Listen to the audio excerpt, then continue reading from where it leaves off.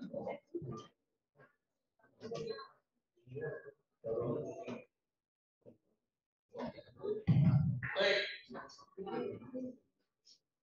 Berapa orang ya? Semuanya ada ya? Oke, Mas sudah di sini. Oke, terima kasih rekan. Ya, kembali lagi dengan mengajari podcast itu. Mudah-mudahan apa yang kita diskusikan kali ini ada manfaatnya. Nah, mohon izin dulu, ini apakah jadi satu dengan P5 ada unsurnya nanti yang perlu kita bahas tentang P5-nya.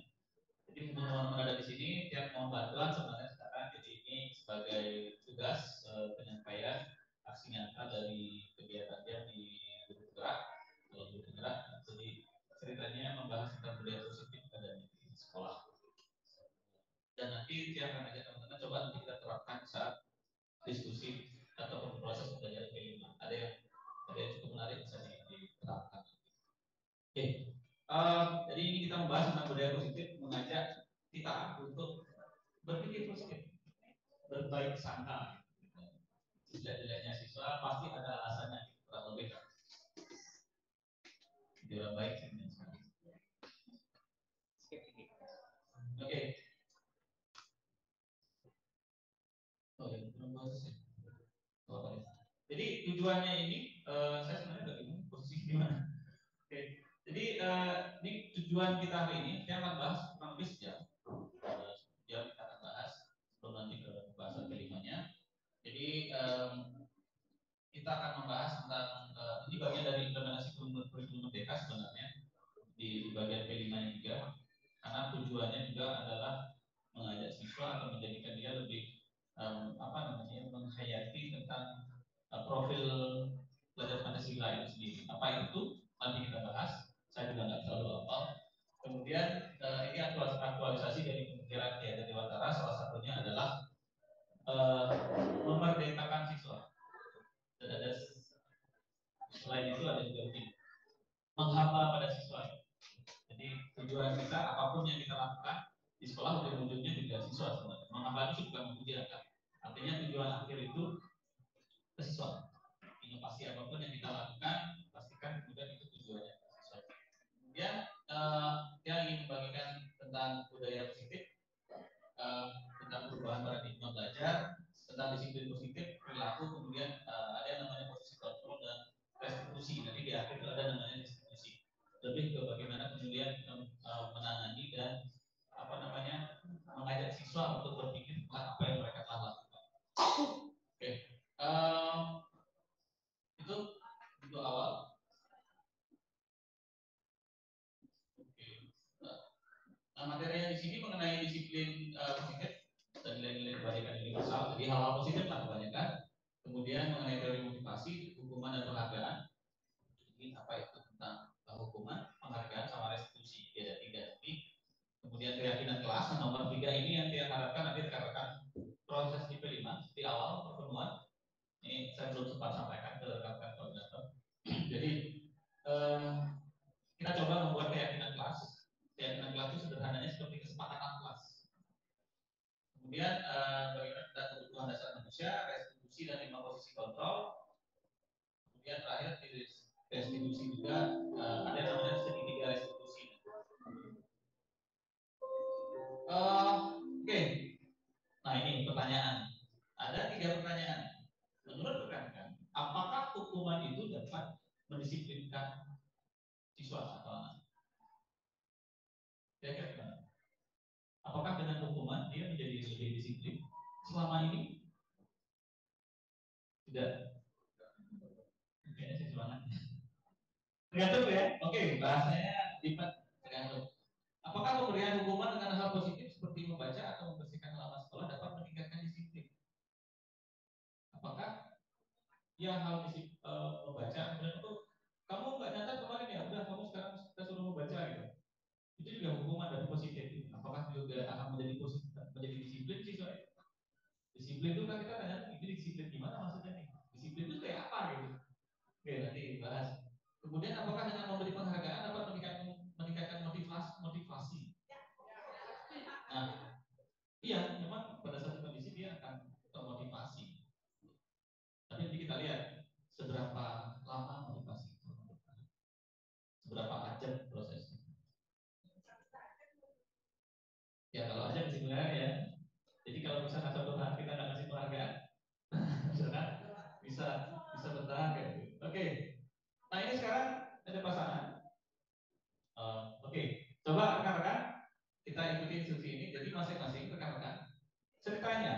tiga tangannya itu ada sesuatu yang sangat berharga. Dua orang nih, kamu di sana dapat pasangan. Oh di belakang ada, sih ada di sekarang. Mana aja kamu dapat pasangan. Oke itu. Berpasangan nih, atau bayangin aja nih, ini masih ada gambar ada sesuatu yang sangat berharga. Kedua A sama B. Apakah teman-teman akan ya bagaimana? Apa kira-kira ini bakal bisa dibuka nggak sama orang lain?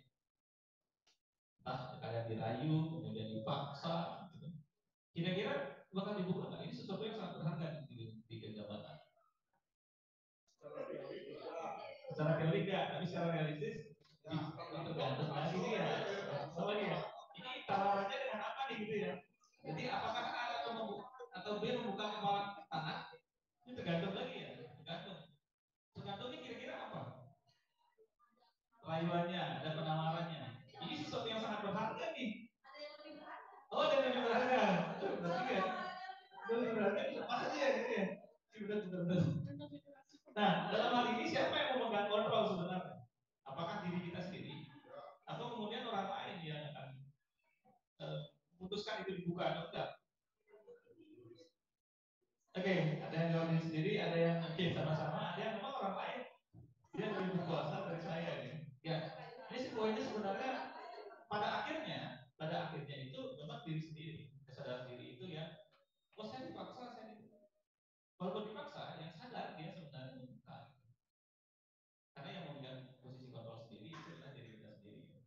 Lagi-lagi kita berpikir ideal. Makanya dia ngajak teman-teman berpikir ideal yang positif. Walaupun gini, dia juga di awal proses belajar ini pasti kontras, bukan kontras, selalu membandingkan dengan kondisi real. Wah saya pelajari nggak kayak gitu kok gitu. Tapi lagi-lagi, ini coba kita bawa dari dulu apa namanya syarat dan ketentuan berlaku gitu. Bahwa ini kita oke on the track, mari berpikir positif dulu deh, tanpa memandang realistisnya kayak gimana. Karena nanti ada beberapa hal yang mungkin yang realita itu mungkin bisa kita ubah, walaupun nggak banyak, tetapi mungkinlah diubah. Oke, jadi ada 4 ilusi yang disampaikan oleh William Glasser gitu, orang dari Protestan. Oh, mungkin aja kan orang Barat tinggal di Protestan kan? Bisa kan? Bisa kan? Oh, itu. Bisa jadi dia orang Bali gitu kan? Ya orang bedanya dia di sini. Oke, ilusi pertama bahwa orang dewasa memiliki hak untuk memaksa. Jadi ini ada konon orang dewasa berhak untuk memaksa. Biasa kita asal orang yang lebih tua itu lebih berhak memaksa. Sehingga kalau di rumah atau di sekolah, kalau kemudian guru lebih tua atau dewasa dari siswa, merasa kemudian berhak memaksa siswa. Salah satu dari kontrol. Dari kontrol kedua, bahwa kritik dan membuat orang merasa bersalah itu dapat menguatkan karakter. Kritik dan membuat rasa bersalah. Jadi kadang-kadang kita kan, kamu kok kayak gitu? Apa kamu nggak kasihan sama orang tua? Itu membuat bersalah. Kita menganggap bahwa membuat rasa bersalah itu dapat menguatkan karakternya dia. Kita menganggap bahwa siswa itu akan terbuka. Oh karena saya bersalah kepada orang tua, oke saya akan mulai rajin belajar gitu misalnya. Itu teori kontrolnya. Kemudian keempat, ilusi bahwa guru dapat mengontrol murid. Oh saya guru, saya dapat mengontrol siswa. Walaupun lagi-lagi kenyataannya ya belum tentu. Bahasanya semuanya ini timpang jadi. Tapi ini salah satu teorinya. Teori keempat, semua penguatan positif, efektif dan bermanfaat. Kalau ada penguatan yang positif, itu cenderung lebih efektif, yang lebih dan lebih bermanfaat. Jadi ada 4 teori yang disampaikan di sini. Kemudian ada teori stimulus respon dan teori kontrol. Jadi sebelumnya ada teori memang saat kita mungkin belajar teori pembelajaran dulu namanya kalau dulu ya, ada namanya teori stimulus respon. Nah sekarang ada tambah lagi ini teori kontrol. Pertama bahwa dari pandangan stimulus respon itu kebutuhan kita sama, realitas kebutuhan kita sama. Nah sedangkan dalam teori kontrol itu masing-masing orang sebenarnya memiliki kebutuhan. Kedua, semua orang melihat hal yang sama. Misalkan seperti sekarang aja, tadi kita membahas tentang teori-teori ilusi itu, mungkin kita menganggap dia sendiri mungkin menganggap nanti teman-teman pandangannya sama dengan saya. Padahal belum tentu. Masing-masing akan memiliki pandangan yang sendiri juga. Itu teori kontrol. Kedua, ketiga, kita mencoba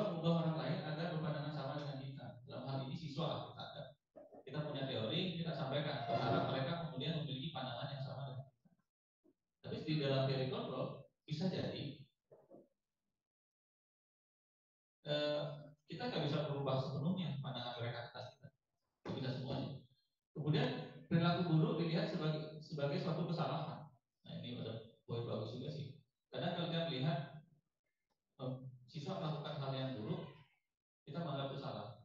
Tapi jangan-jangan dalam teori kontrol itu ada alasannya, ada dorongan gitu, ada motivasi yang buat dia seperti itu. Itu di teori kontrol. Kemudian orang lain bisa mengontrol saya. Jadi seperti tadi orang lain bisa memerintah saya untuk membuka sesuatu yang saya hargai gitu. Tapi dalam teori kontrol sebenarnya hanya diri sendiri yang dapat mengontrol itu. Sepenuhnya diri kita sendiri. Dan kemudian saya bisa mengontrol orang lain. Kita juga beranggapan misalnya kita bisa mengontrol siswa. Dalam teori kontrol itu belum tentu sebenarnya. Kita tidak bisa sebenarnya mengontrol orang lain. Jadi kebanyakan sih mengajak. Jadi kalau mengontrol sepenuhnya itu kecuali memang yang posisi kuasanya itu lebih tinggi. Nah, kalau misalkan ada yang gagal, kita biasanya cenderung memaksa. Itu dalam teori stimulus respon. Dalam teori kontrol itu diharapkan adanya kolaborasi. Jadi saat terjadi suatu kondisi yang stuck gagal itu harapannya ada konsolidasi. Ini hal positif ya. Dalam stimulus respon itu berpikirnya menang kalah. Kalau nggak dia, saya yang menang atau saya yang kalah. Dalam stimulus dalam teori kontrol ini win-win solution istilahnya. Sama-sama sama-sama menang lah begitu. Oke. Ini dalam Kiai Dewantara, ini sebenarnya setelah saya baca itu ada model Kiai Dewantara banyak sebenarnya hal positif yang baru kebaca. Gitu. Agak heran juga, kok kenapa baru sekarang yang keluar yang hal ini. Jadi teman-teman yang kemarin ikut kegiatan ikut baca di platform Merdeka Belajar, mungkin kan ya ini bagus materinya. Saya juga sampai pikir ini bagus dan materinya kok baru sekarang gitu. Tentang Ki Hajar itu dibahas habis-habisan teman-teman. Buku-buku beliau itu dibahas habis-habisan kalau di dalam modulnya guru belajar itu dijadikan basic. Makanya istilah merdeka belajar itu ternyata bukan masalah kita nggak merdeka, enggak ternyata karena memang dari dulu itu diharapkan memang free dalam artian itu eksplorasi siswa bebas, kemudian guru juga bebas. Kebebasan dalam artian bukan bebas-bebas memilih gitu, tapi bebas yang tergantung masih bertanggung jawab terhadap orang lain. Nah di dalam ini dia ada cara menyampaikan di mana ada kemerdekaan di sana ada disiplin yang kuat. Disiplin itu sifatnya self disiplin, disiplin diri yang mewajibkan kita sekeras-kerasnya, tetapi sama juga.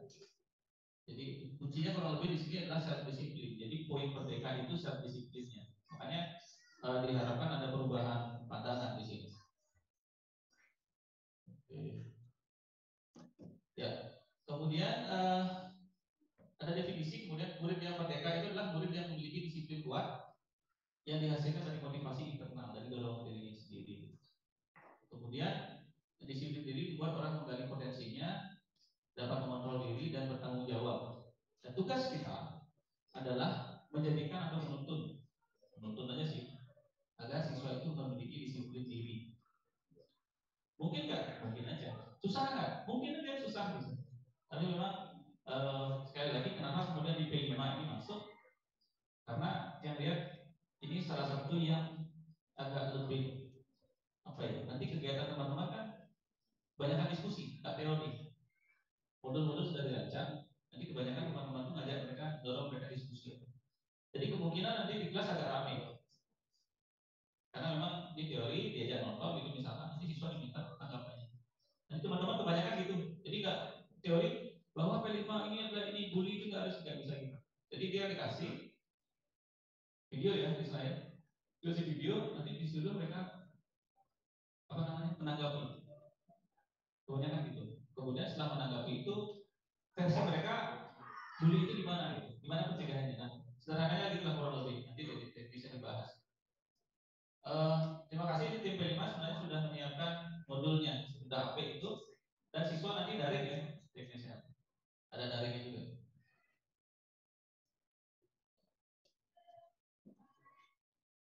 Tunggu sebentar. Nah, ada istilahnya kebajikan universal. Jadi di beberapa lembaga di dunia ternyata banyak hal-hal positif yang sudah ada. Nah kemudian Indonesia mengambil profil pelajar Pancasila 5 itu. Beriman dan bertakwa kepada Tuhan Yang Maha Esa, mandiri, bernalar kritis, berkebinekaan global, bergotong royong dan kreatif. Teman-teman nanti di P5 kita membahas ini, bukan membahas sih, melihat siswa dari sisi ini, kelima sisi, 6 sisi. Tapi sih dalam kegiatan nanti nggak semuanya, nggak semuanya. Jadi fokus misalkan 3 hal itu nanti yang di satu nilai. Nah, dari keenam itu sebenarnya berasal dari ini salah satunya proyek-proyek nilai kebajikan. Ada peduli, rajin, integritas, rasa hormat, keterturangan, dan sampai pada pengertian. Nah, inilah yang disebut dengan nilai positif. Nilai positif. Jadi hal-hal yang positif yang dituangkan dan itu nanti saat disepakati bersama menjadi kesepakatan kelas. Kesepakatan kelas. Nanti saya coba lanjut dulu. Jadi ini ada banyak hal-hal positif yang nanti bisa kita minta siswa untuk memilih di kelas itu dia mau poin yang mana.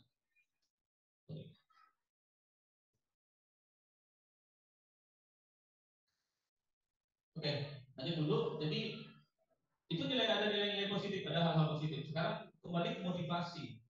Motivasi itu ada teori dari Jeremy Dosen. Perilaku manusia itu ada 3 kalau begitu. Pertama, untuk menghindari ketidaknyamanan. Jadi dia mau melakukan itu hanya karena dia agar merasa bebas dari hukuman, menghindari ketidaknyamanan. Maka saya misalkan harus memasukkan baju agar tidak dihukum gitu. Hanya karena itu kemudian dia merapikan bajunya. Kedua, untuk mendapatkan imbalan agar nilai saya bagus, maka saya harus belajar. Misalkan begitu. Kan ada imbalan, maka dia akan melakukan. Ketiga, untuk menjadikan orang yang mereka inginkan menghargai diri sendiri dan nilai-nilai yang mereka percaya.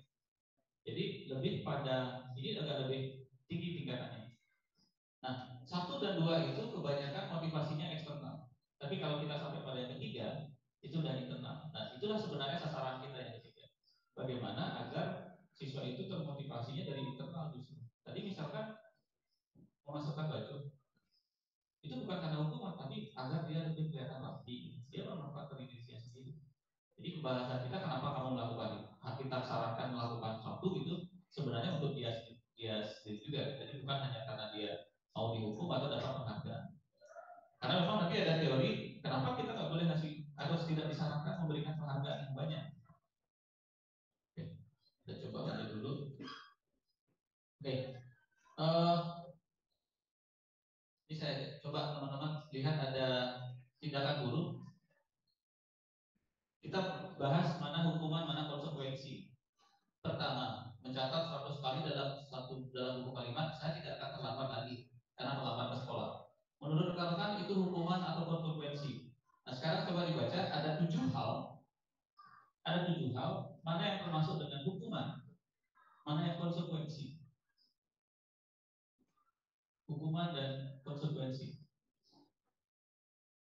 Lari mengelilingi lapangan basket 2 kali karena terlambat hadir di sekolah. Itu hukuman kan atau konsekuensi? Oke, disimpan dulu ya, nanti kita buka.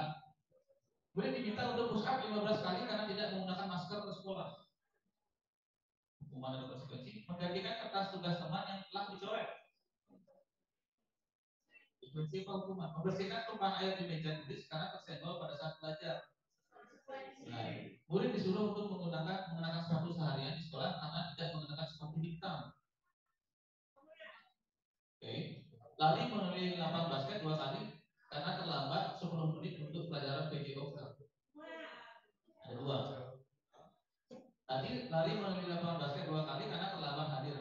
Sedangkan yang terakhir mengelilingi lapangan basket 2 kali terlambat 10 menit untuk pelajaran PJOK. Karena di PJOK dia terlambat itu. Tapi tenang di sekolah kita nggak mungkin seperti ini. Ya, karena lapangan basket nggak ada. Benar kan? Oke, ya ini jadi yang pertama itu hukuman, kita sebut sebagai hukuman. Kedua, ketiga juga hukuman.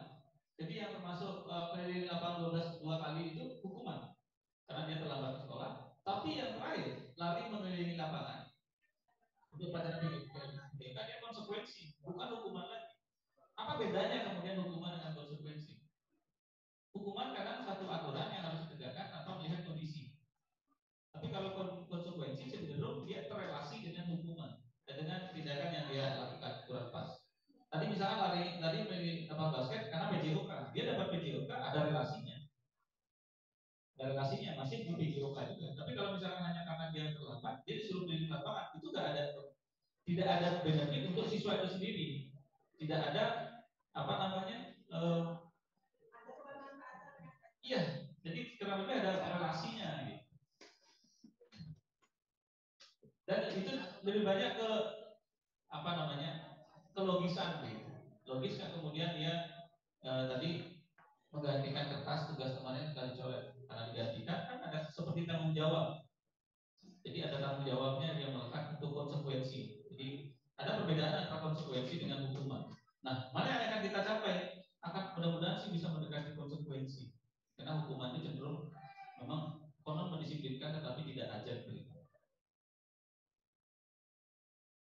Oke, ada dua istilah. Ada hukuman sama restitusi dekat. Hukuman itu sesuatu yang menyakitkan harus terjadi. Karena menyakitkan.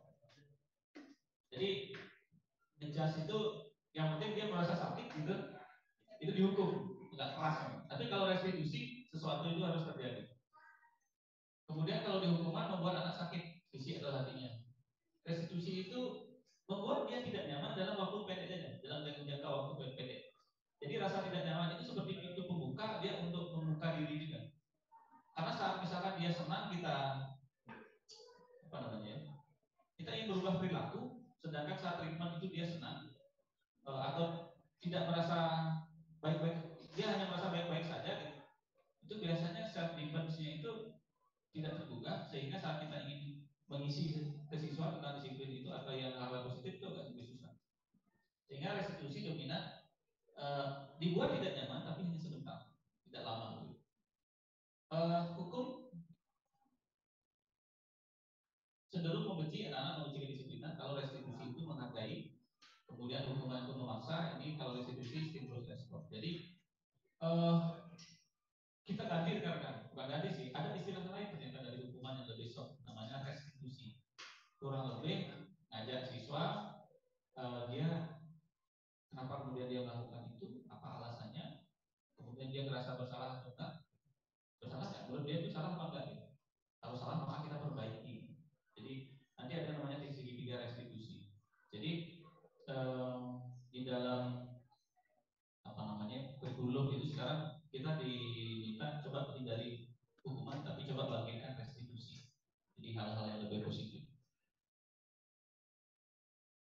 Oke, ini kalau dibahas restitusi sifatnya ada identitas gagal dan identitas sukses. Ada tiga hal hukuman, konsekuensi, restitusi. Ada tiga.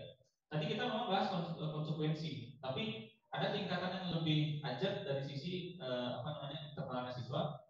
Namanya adalah restitusi. Restitusi namanya. Misalkan pertama, saya coba cari. Nah, di baris ketiga, dalam hukuman korban mendapatkan keadilan. Jadi bahasanya adalah keadilan. Dalam konsekuensi korban bisa diabaikan, jadi tidak melihat korban. Tapi dalam restitusi korban mendapatkan ganti. Jadi bukan adil, tapi penggantian seperti tadi sederhananya misalkan kertasnya dirobek, apa yang dia miliki awal itu kembali lagi dapatkan ganti dari yang dirusak oleh siswa lain misalnya. Jadi tidak harus kemudian diadil bagi siswa itu korban itu, oke dia mendapatkan keadilan dia harus dihukum enggak kayak gitu. Yang penting bahwa kebutuhannya siswa itu apa yang dia miliki awal itu masih ada gitu. Kurang jelas sama tulisannya. Oke, coba aja dulu. Nah, kalau hukuman cenderung dibuat oleh guru. Misalkan aturan disiplin kita itu memang dibuat oleh guru. Peran siswa nggak terlalu banyak. Kalau pada konsekuensi dibuat oleh guru dan murid. Jadi konsekuensi itu kesepakatan berdua. Tapi kalau yang restitusi itu siswa sendiri yang buat. Kita hanya membimbing dia aja. Jadi sepenuhnya. Ini kalian di kelas mau menyepakati apa nih? Misalkan tidak membuang sampah, pasti kan dia yang menyepakati. Kenapa tidak membuang sampah? Ya karena biasanya kotor di kelas. Jadi kita nonton aja, tapi kita tidak bisa memutuskan. Itu restitusi. Nanti kita ke kesepakatan kelasnya. Oke, lanjut dulu. Nah, ini ada yang bagus, dihukum oleh penghargaan. Ternyata kemudian saat kita menerima penghargaan, itu memang dalam jangka pendeknya oke, kita merasa kemudian siswa merasa senang, dia lebih disiplin. Tapi jangka panjangnya, maka kemudian ada pembahasan dihukum oleh penghargaan. Itu ada apa namanya, pembahasannya 2006. Jadi hukuman itu ada 6, ada 7. Jadi penghargaan itu memiliki jangka pendek, efek jangka pendek, jangka panjang. Penghargaan dikatakan tidak efektif dalam jangka panjang. Merusak hubungan, dapat mengurangi ketepatan, dapat menurunkan kualitas, dapat mematikan kreativitas, dan penghargaan itu menghukum kedua belah pihak. Manakala kapan itu akan menjadi kurang bagus? Saat itu tidak konsisten, memang. Oke, kita menghargai siswa, memberikan dia misalkan siswa datang tepat waktu ke kelas, kemudian di kelas kita puji mereka, kan dia merasa mendapatkan penghargaan, dihargai, kemudian dia jadi tersemangat untuk misalkan sering datang tepat waktu. Saat kita ada, kita bisa berikan penghargaan. Tetapi saat kita tidak ada, cenderung, wah ini gurunya nggak ada, wah percuma saya datang lebih awal. Nah, bahasa itu kemudian menjadi lebih temporari, menjadi tidak terlalu ajak jadinya. Kenapa kemudian penghargaan di satu kondisi dia mungkin bermanfaat, tetapi di dalam rentang waktu tertentu dia terbalik menjadi menghukum kita. Jadi justru jangka panjangnya menjadi negatif. Ini contohnya nih. Jadi yang kita hilangkan kalau dalam proses pemberian penghargaan itu sebenarnya motivasi intrinsiknya. Contohnya, seorang anak belajar untuk pertama kali menggabungkan huruf-huruf serta menyadari bahwa ia dapat membaca. Lanjut. Kesadaran bahwa dia sudah bisa membaca itu sebuah penghargaan bagi dirinya sendiri. Jadi penghargaan itu sekarang ini tidak harus dari orang lain. Wah pintar, kamu udah bisa membaca. Itu bukan keluar dari perkataan gurunya. Diharapkan dia sendiri yang merasa bangga bahwa oh saya udah bisa membaca gitu. Walaupun itu kita nggak bisa lihat langsung, Nah, jika kita saat memberikan penghargaan itu kepada siswa yang merasa bangga dengan pencapaian sendiri itu cenderung akan lebih tertanam. Jadi reward kita itu cenderung akan lebih tertanam. Oke. Nah ini apa itu restitusi? Itu adalah menciptakan kondisi bagi murid untuk memperbaiki kesalahan mereka. Kondisi untuk memperbaiki kesalahan itu mereka sendiri yang bikin. Dengan karakter yang lebih kuat, kemudian prosesnya kolaboratif, mencari solusi untuk masalah, dan lebih pada apa yang mereka inginkan sebenarnya. Jadi perbaikan dari kesalahan itu datang dari mereka sendiri, bukan dari kita guru. Itu kamu melakukan kesalahan, kamu harusnya gini gitu. Jadi ini lebih banyak ke komunikasinya sih dengan siswa. Nanti yang membahas lagi tentang segitiga restitusi, prosesnya apa saja. Ciri-cirinya bukan untuk menebus kesalahan, tapi belajar dari kesalahan. Ini bahasanya positif lagi ya. Di bahasa ideal. Bukan menebus kesalahan, tapi belajar dari kesalahan. Memperbaiki hubungan, restitusi adalah tawaran. Jadi menawarkan dia sendiri, menawarkan ke dirinya sendiri, tidak memaksa. Menuntut, kemudian cara yang paling baik memang versinya siswa fokus pada karakternya bukan pada tindakannya. Jadi rekan-rekan juga nanti di P5 itu yang kita angkat itu sebenarnya karakternya, sesuatu yang tidak terlihat tapi mungkin teman-teman itu nanti menilai karakternya siswa, sehingga nanti disarankan teman-teman melakukan asesmen formatif dulu. Jadi ada survei, nanti teknisnya ada survei. Teman-teman nanti menghandle satu kelas dihandle nanti agar bisa sebelum dan sesudah bisa dilihat ada nggak perkembangan siswa setelah proses P5 atau sebelum P5. Restitusi ini fokus pada solusi dan mengembalikan murid yang berbuat salah pada kelompoknya. Jadi tidak ke kita. Jadi komunitas mereka kemudian yang akan memperbaiki masalah itu. Oke, nah ini keyakinan kelas. Contohnya ini.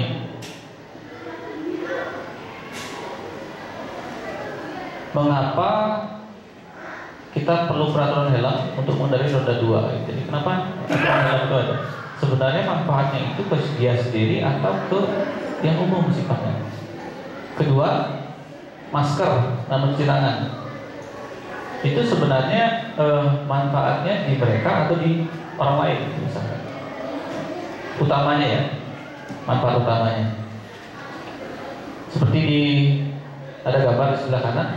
Kalau motivasi intrinsiknya siswa itu adalah juara, maka dia akan bekerja keras. Itu sebenarnya rawan mukanya itu agak cemburu, dia berusaha. Tapi kalau yang motivasi eksternalnya adalah kesenangan, dia fun aja main game gitu. Jadi yang kita gugah sekarang itu sebenarnya adalah motivasi intrinsiknya. Oke. Memang ini agak mulai bosan. Budaya positif itu di dalamnya ada lingkungan yang positif. Mudah-mudahan di sekolah kita ada. Dan salah satunya nanti ada keyakinan kelas dan ada peraturan kelas yang kecil yang nggak kelihatan. Nah nanti kita ke poinnya ke keyakinan kelas. Ini ada keyakinan kelas tabel T sama Y, saya nggak bahas ya. Oke, nah ini teman-teman di P5 nanti jangan minta teman-teman kemudian di kelas di awal pembelajaran di tanggal 15. Oh ya, runutan pembelajarannya sudah disiapkan. Jadi nanti kemarin saya minta itu di print out, sudah di print out ya. Jadi apa yang harus dilakukan pertama, kedua, kayak RPP-nya itu sudah ada. Tapi saya lupa kemarin mengingatkan, tolong tambahkan satu keyakinan kelas. Jadi minta siswa menentukan mana keyakinan kelas yang untuk sekolah di kelas mereka. Minimal 4. Contohnya ini. Selalu kembalikan buku ke tempatnya, itu peraturan kelasnya. Ubah itu menjadi tanggung jawab. Jadi nanti keyakinan kelasnya adalah tanggung jawab. Dia akan nulis keyakinan kelas tanggung jawab. Nanti kita tempel. Tadi dulu. Dilarang mengganggu orang lain, menghormati orang lain. Jadi keyakinan kelasnya menghormati orang lain. Hadir di sekolah 15 menit sebelum pembelajaran dimulai. Menghormati orang lain, berkomitmen. Jadi bahasanya komitmen begitu. Dia pakai kata-kata komitmen. Dilarang melakukan kekerasan, keselamatan, menghormati orang lain. Nah ini tadi yang dilarang melakukan kekerasan itu saya sarankan tetap ada, karena menghormati orang lain gitu. Itu harus ada.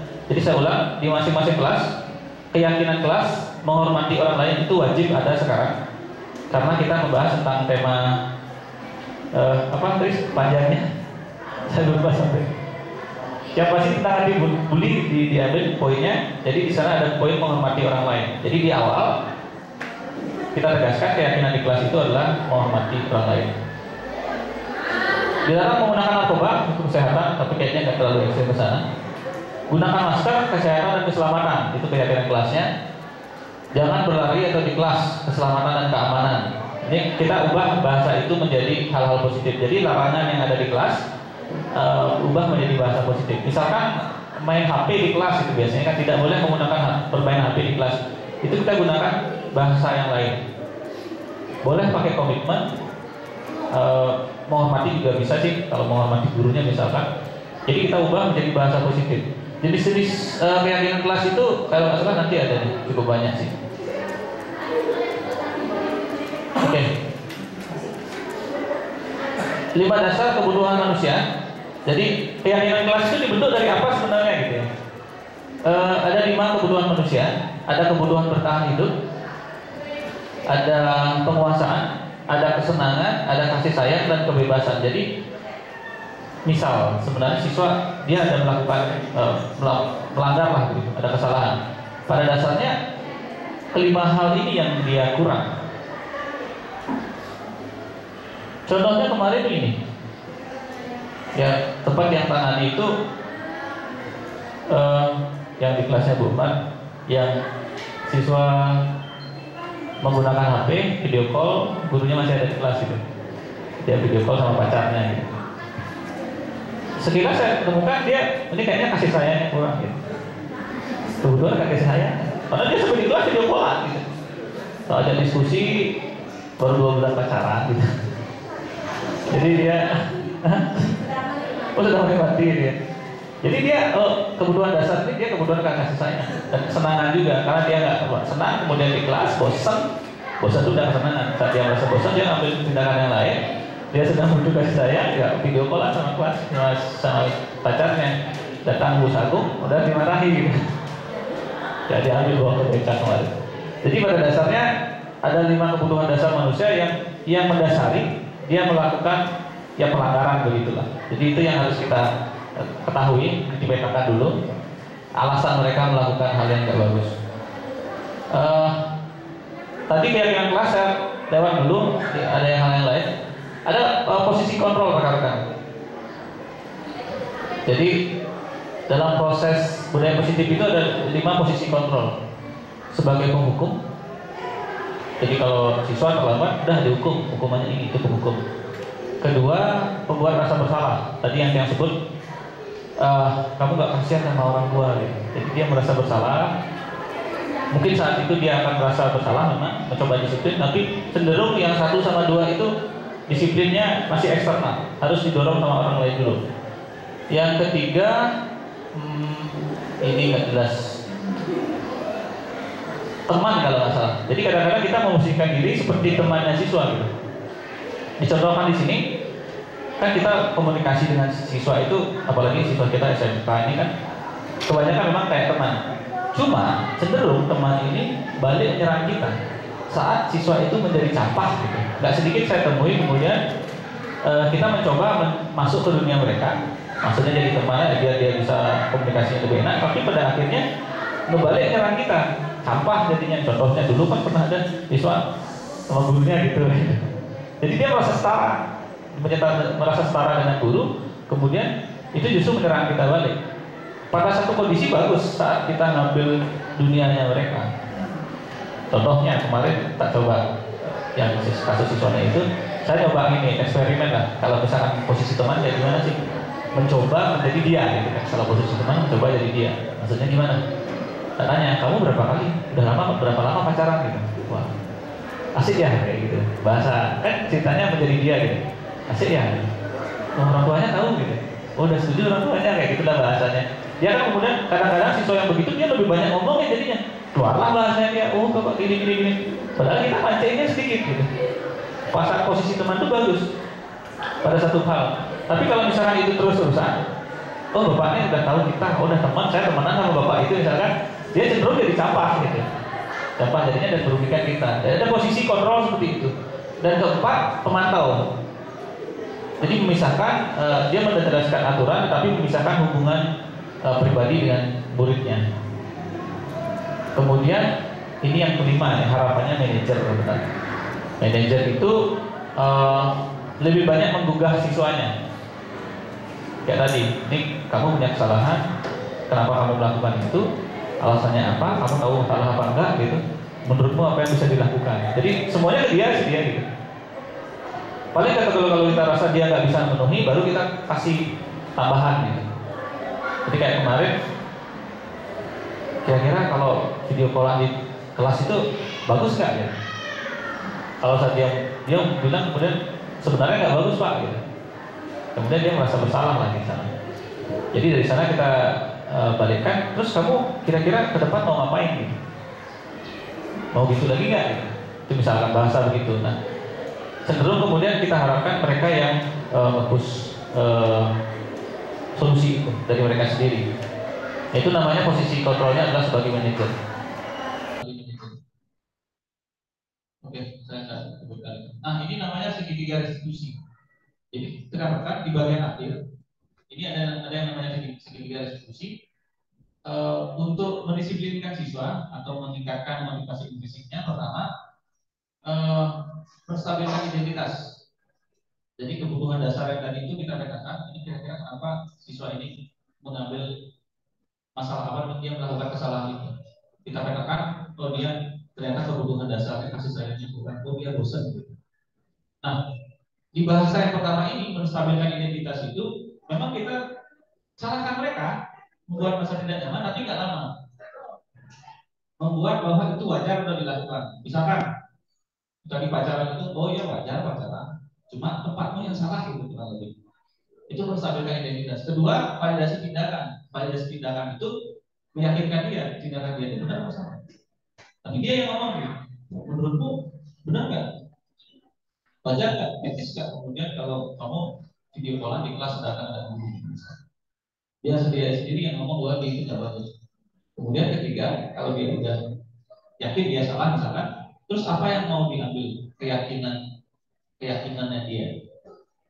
Terus apa yang mau diperbaiki oleh siswa? Jadi ini namanya segitiga restitusi. Segitiga restitusi. Jadi kita mencoba berpikir positif tanpa harus ngebus visual gitu. Ini laporannya kemarin. Ini contoh keyakinan kelas. Ini saya nggak bisa sebut kanan. Ini yang kita harapkan nanti di masing-masing kelas di P5 mohon minta mereka membuat dan bisa ditempel di kelasnya. Misalnya pertama, berdoa sebelum dan sesudah jam pelajaran. Itu boleh. Jadi keyakinan kelas itu nggak harus yang serem-serem, tapi yang penting ada sesuatu hal yang disepakati bersama. Jadi nanti rekan-rekan di saat P5 di tanggal 15 kita lihat situasi, mungkin ada yang baru belajar mengajar di kelas itu, lihat situasi, kemudian ajak mereka menurut mereka apa yang perlu diciptakan di kelas, suasana seperti apa yang perlu diciptakan di kelas. Tanya dulu, mereka punya peraturan nggak? Kalau misalkan nggak punya, apa selama ini yang mengganggu? Saya ulang, mereka punya peraturan nggak di kelas? Kalau punya, itu keluarkan aja. Kedua, kalau misalnya mereka tidak punya peraturan, coba tanyakan apa selama ini yang mengganggu mereka, mengganggu dalam belajar. Ini Pak, ada siswa yang ganggu saya. Jadi si ini nih sering-sering nyolek-nyolek saat pelajaran. Nah, ambil itu misalkan menghormati orang lain. Tadi kan sama juga dengan yang tadi menghormati orang lain. Kita muat. Jadi ini keyakinan kelas, menghormati orang lain, saling menghargai dan membantu, menjaga kebersihan kelas, membayar kas tepat waktu. Ini versi satu kelas ada yang begitu. Ternyata misalkan di kelasnya ada kesepakatan bayar kas, tapi ternyata selama ini banyak yang nggak bayar. Itu bisa jadi satu keyakinan. Kemudian menerapkan 3S misalkan. Jadi tiap malam lagi nanti tanggal 13 saya ulang lagi, coba cari tanyakan ke siswa bagaimana cara membuat mereka nyaman belajar, apa hal-hal yang mengganggu selama ini. Kemudian itu sepakati, tapi supaya mereka yang sepakat. Teman-teman nanti membantu membuatkan kata-kata, mencarikan kata-kata positifnya. Nanti dia juga akan post, ada beberapa bahasa-bahasa positif nanti dia post itu bisa dipilih. Nah itu dibuat, mungkin perangkat kelasnya nanti yang bisa kita buat dalam bentuk poster. Kalau ada yang bisa pakai Canva, bagus sekali. Nanti kami persiapkan untuk cetaknya. Nanti di bawah kita cetakkan yang berwarna, itu ditempel di kelas 2 atau 3. Itu menjadi keyakinan kelasnya. Begini sederhananya. Mungkin terlihat tidak terlalu efektif. Oh itu cuma ditempel. Tapi dengan melihat terus-menerus, melihat sesuatu yang misalkan ruangan ini aja kan kita nggak ada objek yang bisa dilihat. Tapi kalau misalkan ada satu poster dan itu berwarna, cenderung mata itu sana. Di bunga-bunga kita pasti itu yang dilihat, dibaca. Saat baca itu masuk. Jadi harapannya meresap gitu. Walaupun nggak terlalu gitu. Menghormati orang lain. Gitu. Stimulus positif gitu bahasanya. Jadi itu nanti yang di P5 teman-teman di awal ya, di keyakinan kelas itu yang kita ajarkan. Ya oke, terima kasih. Sudah masuk terima kasih ya. Jadi saya sebenarnya agak ini juga menjelaskan budaya positif ini. Kenapa nggak ke semua guru aja? Kalau ke semua guru biasanya kayak tadi. Kalau saya tidak batasi, pasti selama ini nggak kayak gitu, nggak mungkin. Jadi ke guru pesimisnya dulu nih. Nah untuk P5 ini karena memang kita poinnya karakter. Sekali lagi poinnya karakter ya. Produk bagus apa enggak itu belakangan. Poinnya karakter, makanya yang rasa budaya positif ini sedikit bisa lebih maju lah. Jadi berkaitan dengan P5 nanti dia ada project, hasilnya pokoknya entah produk ataupun kreasi begitu yang dia buat, dan yang teman-teman tugasnya di sini adalah menangkap itu karakter itu, dia udah bisa gini nggak, dia udah bisa gini nggak. Makanya jangan lupa sampaikan kemarin, ini sedang dia rancang juga, maunya masing-masing siswa itu ada name tag-nya. Kenapa saya post itu kemarin? Itu sebenarnya rencananya mau tak bagi ke semua siswa, cuma masih hitung dananya. Karena kita kesulitan, teman-teman aja deh, kenal nggak semua siswa? Makanya kadang-kadang kan kita observasi nggak usah, dewa bro, kan nggak bisa gitu.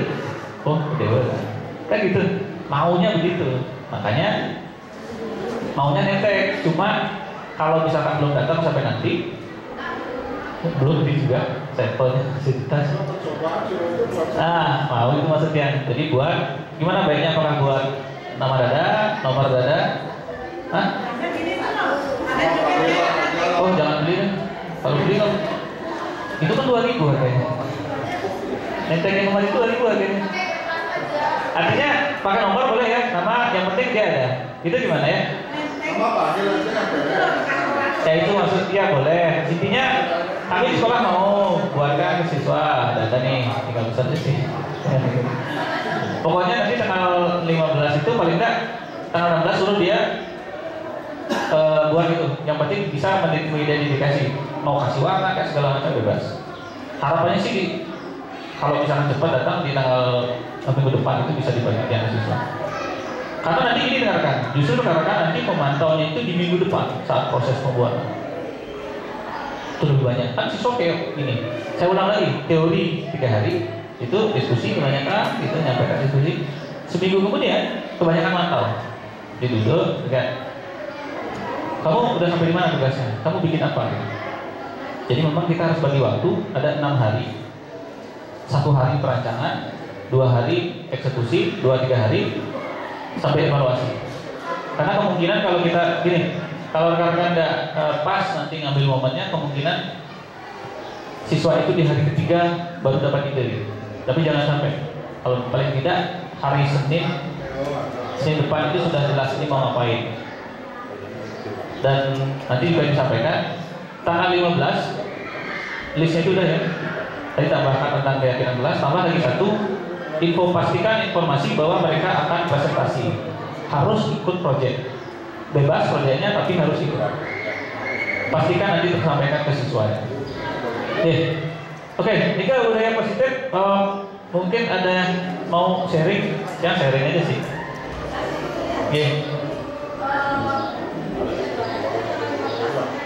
Ya. Berapa Chris? 26. Ya.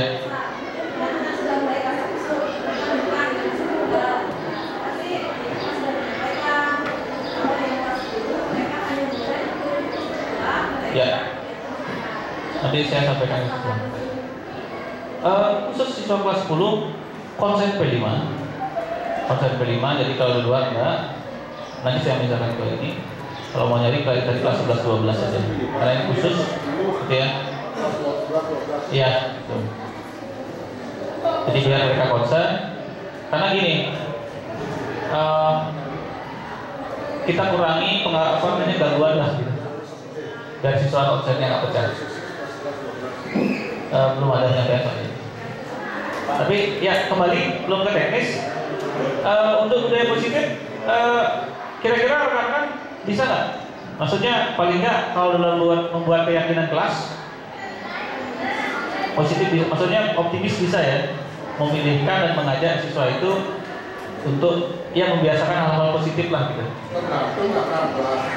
Oh nggak apa, asal kelas tok-tok kan. Coba kelas mana? Waktu kasih crossing dilebar di api, kan? Boleh kan itu. Apa? Saya ini udah mana? Oh, AKL. Oh. Sama Pak Jiwo ya? Sama Pak Jiwo. Oh, sama Pak Jiwo ya?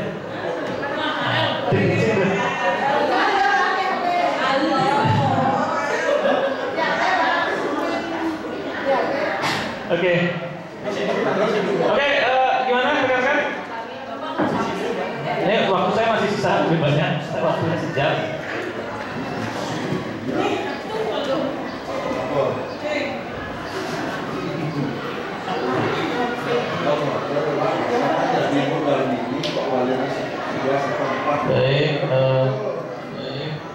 Ya, ini juga ini dia nyambung dulu masih ada pembahasan tentang apa budaya positif. Ini kenapa kemudian di buku saku? Oh iya buku saku. Pastikan siswa nanti bawa buku saku dia. Begini cara salah satunya. Ini kan ujung-ujungnya di akhir evaluasi. Namun nanti bawa list. Ini dia kemampuannya gimana. Salah satunya bisa metodenya nanti mungkin nanti disampaikan juga pakai ekstrim kanan ekstrim kiri sesuai yang positif catat negatif catat tengahnya standar berkaitan dengan buku satu mohon juga dipastikan siswa semuanya bawa jadi kalau nemu misalkan dia bagus ambil itu satu kasih positif kalau misalkan mau negatif juga gitu artinya usahakan mengisi tentang buku satu itu atau buku satu itu paling nggak dalam periode ini terisi lah. Kalau rekan-rekan lihat yang ekstrim selain dicatat di buku satu juga ditulis. Ada apresiasi, ada bimbingan. Jadi untuk budaya positif, kalau bisa yang apresiasi kasih yang positif bahasa-bahasa. Oke, cukup jelas ya. Jika saya yakin walaupun nggak 100% ini intinya. Pada saatnya kita memang harus berpikir yang baik. Karena kalau kita berpikir negatif, habis energi. Kadang-kadang makan nanti jadinya gitu. Jadi lebih baik pikir yang positif, mencoba daripada nggak sama sekali. Yang sendiri sudah menjalankan di beberapa hal sudah. Walaupun terkadang ada demotivasi juga. Tapi paling nggak buat nyaman diri sendiri aja. Ini ada hubungan sama disiplin sekolah nggak? Pada akhirnya sebenarnya sekolah. Cuma sarannya sih untuk masalah hal positif ini kita mulai dari diri kita aja. Nyamannya kerja. Kalau misalkan polisi yang lain, misalkan oh ini harus dihukum nanti ini eskalasinya, udah jangan jauh-jauh. Karena kadang-kadang kalau ketinggian naik di atas mentok jatuh langsung di atas bukan turun jatuh langsung jeblet gitu. Kan demotivasinya kayak enak gitu. Demotivasinya kayak enak. Gitu. Ini kan rekan-rekan yang bisa saya sampaikan. Untuk P5 sekarang siapa? Citra ya. Oh ya kalau itu saya nggak berani. Ya, kalau gitu untuk tiang cukupkan, tiang akhir dengan berasasi Om Santi. Terima kasih.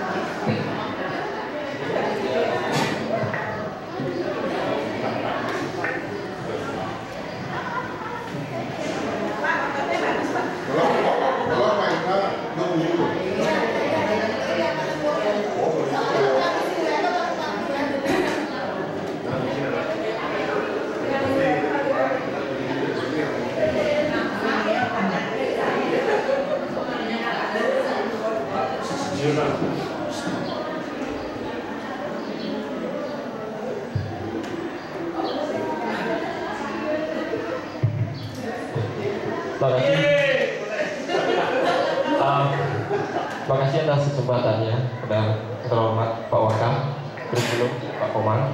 kemudian Kaprok dan rekan-rekan fasilitator koordinator kelas P5. Sebenarnya saya agak sedikit grogi berdiri di sini karena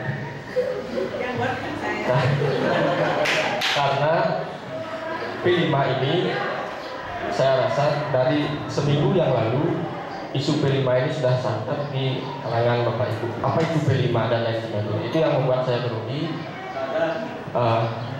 Kita di sini nanti akan lebih banyak sharing, bukan saya menggurui Bapak Ibu, karena saya tahu pasti Bapak Ibu sudah membaca referensi mengenai P5.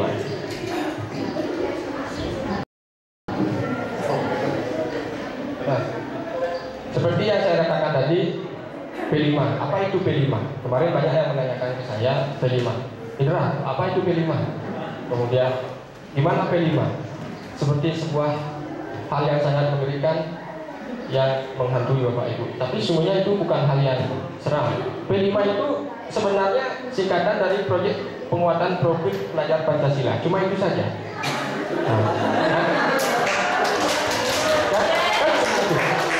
Kalau ditanya apa itu P5, yaitu proyek penguatan profil Pancasila. Kan seperti itu.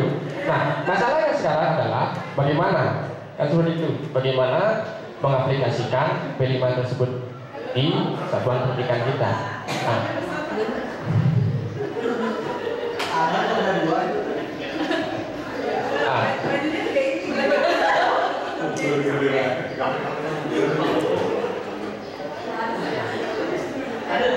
Nah, seperti itu.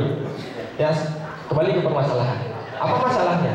Yang masalahnya adalah bagaimana menjembatani P5 itu ke peserta didik kita. Karena kegalauan pemerintah memunculkan P5 ini adalah lulusan kita mau berprofil seperti apa dan berkompetensi apa. Kan seperti itu. Kita banyak sudah mencetak lulusan meskipun memiliki kompetensi global dan lokal, tapi roh dari visi misi pendidikan kita itu belum